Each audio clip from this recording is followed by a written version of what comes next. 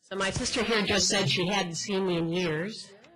I haven't seen some of you in years. My name is Josie Mooney. I'm a retired member of SEIU 10 to 1. You may have heard I'm one of the chief negotiators at the table. I just met the general manager, Grace, today, and as I went up to introduce myself, she had mentioned that she had heard my name before, and sometimes with adjectives in front and in back. And I've been thinking about what those might have been, and I think she probably meant to say how fair and trustworthy Josie Mooney is, and what you see is what you get. I wish I could say that about your budget. I wish I could say that about your plan. I will tell you, having negotiated the contract in '97, in 2001, and in 2005, that we are further behind. Management is operating with being more disingenuous, both to the public and the press. I've never seen as many as 60 concessions on the table, not in my lifetime. And frankly, I'm bargaining other contracts all over the state and not at any other table. So I'm frankly stunned. I do note, and I congratulate you on the tremendous increase in ridership. We were apart and stood side by side with you as we achieved that tremendous victory. We worked side by side with you on increasing bond measures. We've been to the federal government and the state government side by side with you to achieve BART, the revenue that it needs to deliver quality service. And we expect, and I sincerely hope, that you will stand side by side with us as we try to achieve a fair and equitable contract for the people who deliver the service each and every day.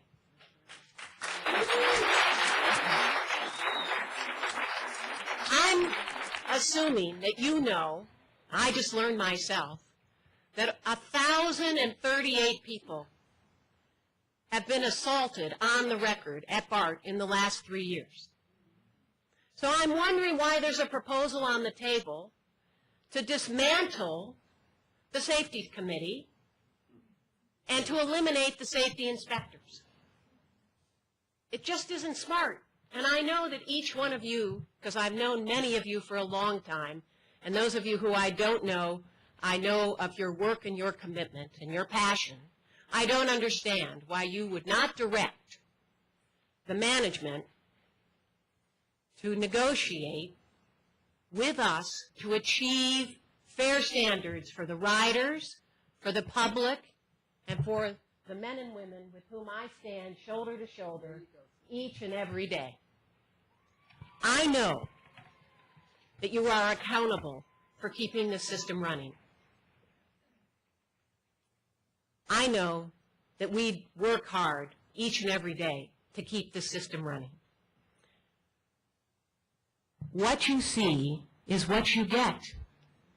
Look at the faces of the workers who have committed their adult lives to delivering the quality service. Look in their hearts and see the sacrifices that they have made. Know in your hearts that you must do the right thing in the next 17 days, or your promise to keep the system running is one you will not be able to keep.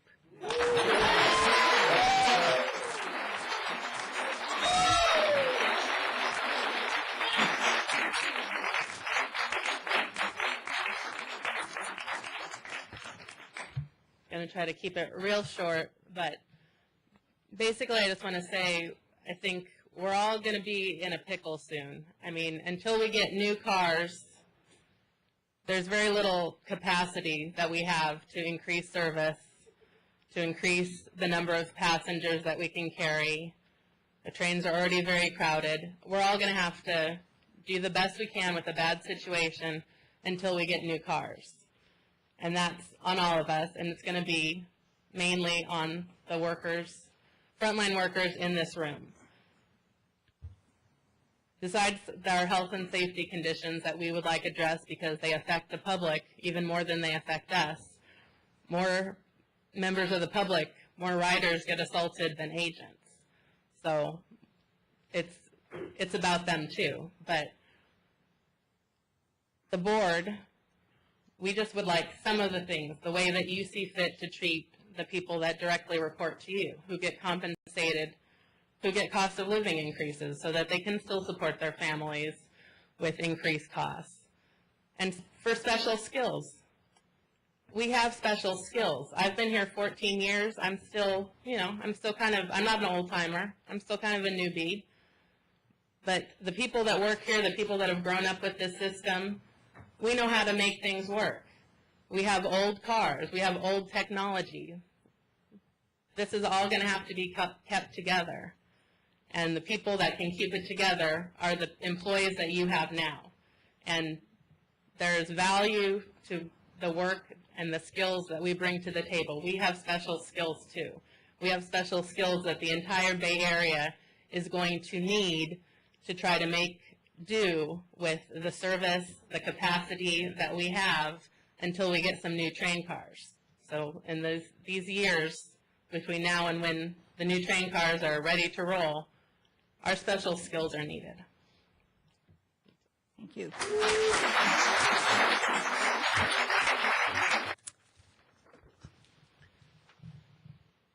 Good evening, board members. My name is Manuel Vega, Chief Steward of Concord Shop. Once again, we're in the crossroads of these negotiations. I was also a negotiator last contract, and one of the things that we always said to each other is that we need to sacrifice to try to get a goal so that way the ridership would be able to ride a first-class transit system. We gave up many years of language for the sacrifice of the public. We believed in the public. We believed in our members. We believed in our brothers and sisters of 1555 to stay by us. And we achieved that. But one thing that we were also told, that if we sacrificed and we received, or you received, the $100 million, that the next contract will be favorable for our side. And we're hoping, as well as the taxpayers, to see that we get a fair shake this time around. As far as safety is concerned, I invited a lot of you members to Concord Shop to look at the shop, and it is, in a degree, much better than before. But as far as safety is concerned, our swing shift and graveyard are still wearing miners' lights to work on the cars. We sacrifice the inspection department so that way we could save the district monies to find out that we have a deficit shortly thereafter. From that day on, we have been working diligently to try to keep up with the transit in the safest manner possible. What I feel now is maybe requesting that we get the inspection department back to RS&S. That way, we could reassure the public, the taxpayers, our brothers and sisters, that they are riding in a safe transit that is required and proud to say that is our transit. So once again, I'm asking this board, or better yet, the media, to come and visit Concord Shop again, but at nighttime, without anybody telling management, and see the conditions that our swing shift and graveyard brothers and sisters are doing just to keep up with this transit and how it is safe. And we are still proud, and we are still turning those wrenches. Thank you.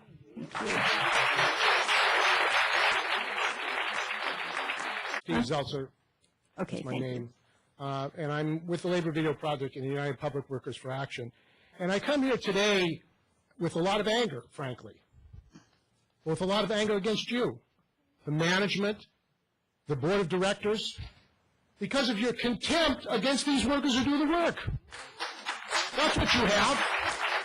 When you hire an outside labor negotiator who's a union buster at $1.5 million, you're saying to the people who use BART, you're going to pay for a union buster to attack these workers who have been hurt on the job because of a lack of health and safety. What does that say about your management and your leadership for the BART community, for the people who use BART? Frankly, it says you don't give a damn. You really don't give a damn. And unfortunately, it's not just with the BART workers, as has been pointed out earlier. It's with AC Transit. It's with thousands of UC workers. It's with East Bay mud workers. Tens of thousands of workers around Northern California are being told, the hell with you. We're not going to treat you with respect. We're not going to bargain with you. We're going to jerk you around and demand concessions. That's what's really going on here. And you're going to plan for billions of dollars for new cars. How about the workers? Don't they get respect? Aren't they in the evaluation? No. They're secondary. It's okay if they get killed. It's okay if they get beaten on the job, apparently. And they do get beaten on the job and attacked. That's an outrage. And frankly, you have to be put in your place. You have to be put in your place. And that is going to happen because you're driving the BART workers, the AC workers, and many workers without contracts in the Bay Area to come together united and say enough is enough. Thank you.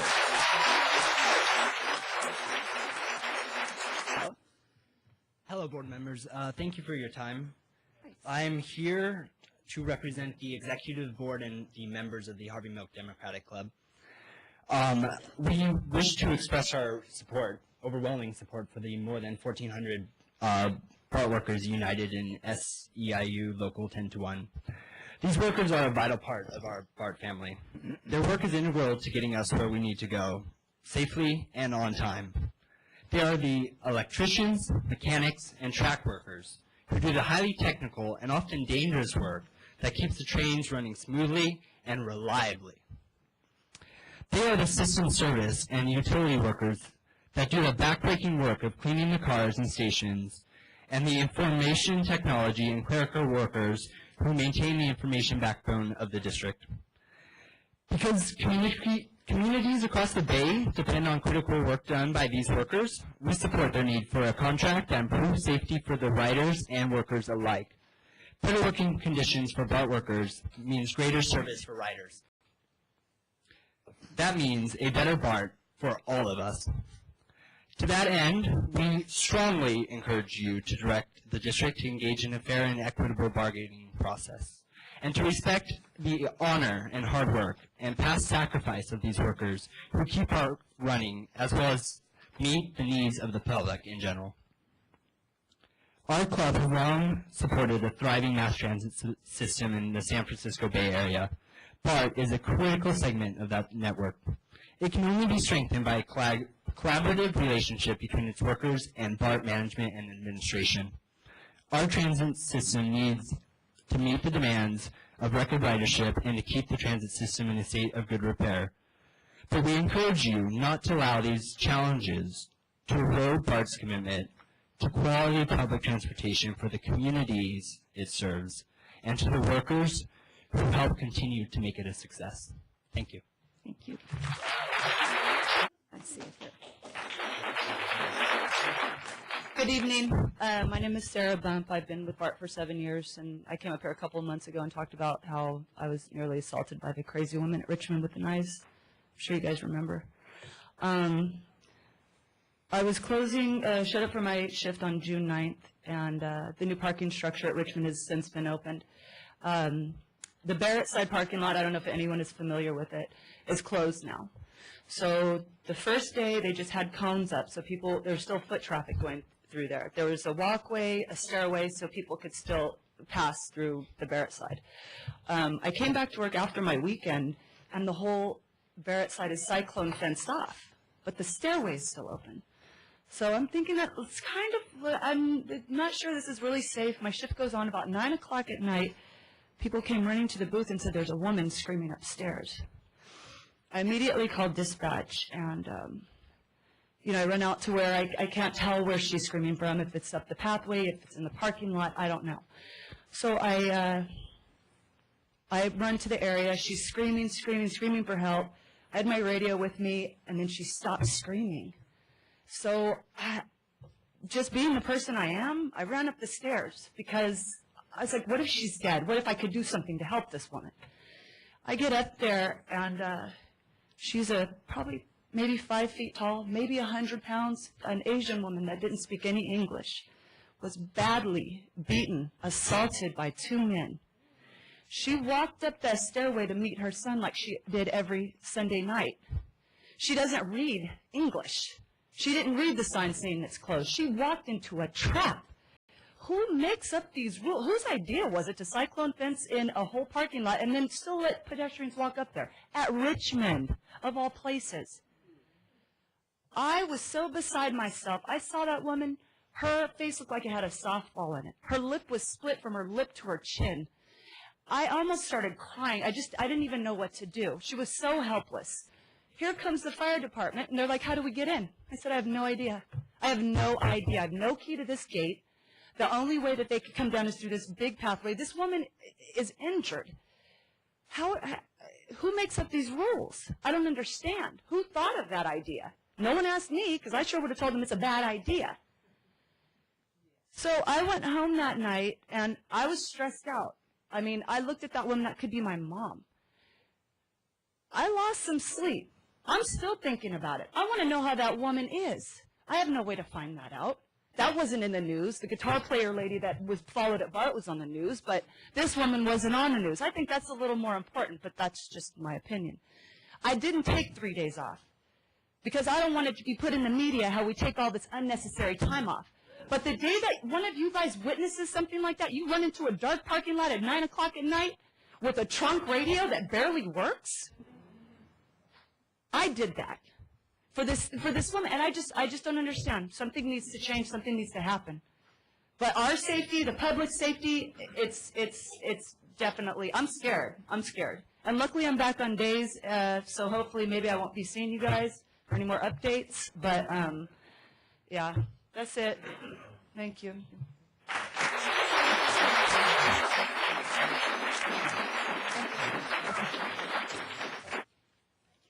Thank you. I wasn't going to speak, but then I thought, that's a big mistake. I was assaulted on Saturday at 12th Street at 12 in the afternoon. On Thursday, the Thursday before, a woman was sexually assaulted. Fortunately, in both cases, BART police caught them. But that's not why I'm really here. I'm here because I got inspired by my fellow coworkers and because Mr. Sosa said something extremely important. This district and Tom Hawks has managed to do something that hasn't been done since the late 40s. Unite labor. You're not facing ATU 1555. You're not facing SEIU. You're facing all the labor in the Bay Area. That's what's happening. And if you think that we cannot resist successfully, and that's why you decided to slap us in the face by bringing in Hotz and other people like that, who have no concern whatsoever for labor, you've made a really big mistake.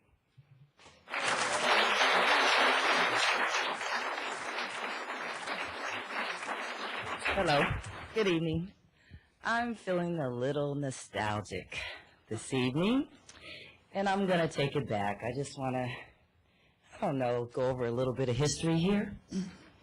You know, with the Oscar Grant thing, we made CNN.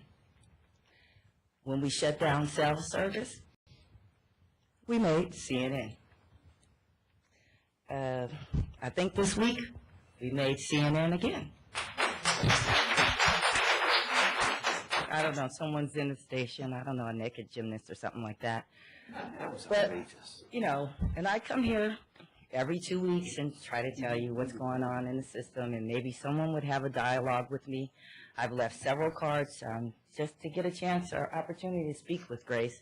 so we can go back and forth with some issues, but she's never responded. So I have to come here again and say the same thing and possibly have the board act as a liaison to hear our concerns of the union.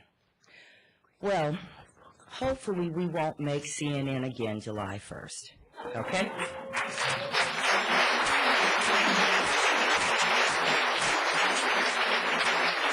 And I want to thank all of you for coming and sharing your side of the issue with us. As Mr. Vega said, we're kind of in the crosshairs right now, but I do believe this will end with a fair contract. So thank you for coming. Other comments on the budget? No one? I move the budget. Okay. Second, Madam Chair.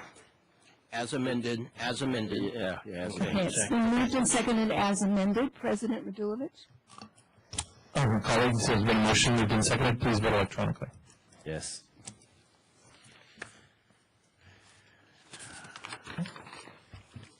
Congratulations, Ron. God. Excuse me, Madam Chair, if I might have a point of personal privilege. I was extraordinarily distressed to hear of the account regarding the woman in Richmond. Yes. And while I'm not blaming anybody for anything, because I understand it's one side of the story, I understand, although I'm not sure what could be done. I'm a little bit alarmed at the violence, particularly against women these days at BART. There's a lot of violence against women. And so I'm not sure who is responsible. I'm not sure it's just a police issue. I'm not sure. But I think one of the things that we really need to start taking a look at, as evidenced in that video, where that crazy man attacked and then this woman, and it just seems that the women in particular are just getting victimized. And I mean, probably men too, you know, but particularly women. I'm not sure what we can do about it, but clearly saying we can't control rowdy people is not an answer. So I would just like to see if there's an initial response from staff regarding kind of really a life or death issue for some of these women.